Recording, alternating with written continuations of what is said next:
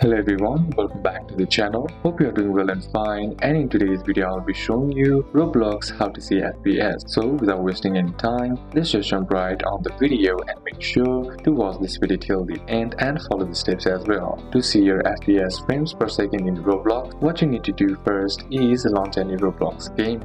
Once you have launched any game, simply press Shift plus F5 on your keyboard and you'll see a small performance window showing FPS, ping and memory usage. Then if it doesn't work, try Fn plus Shift plus F5 on some laptops and make sure the game is in focus. And once the next step is you can use the Roblox Studio. Simply open up the Roblox Studio and then select a view in the top menu. Then simply enable comments or micro profiler and then it will show FPS and other detail metrics. So these are a couple of steps that you can apply, and that's it for today's video guys. Hope this video was useful to you. Leave a like if it did, comment down any questions that you have, and see you soon on the next one.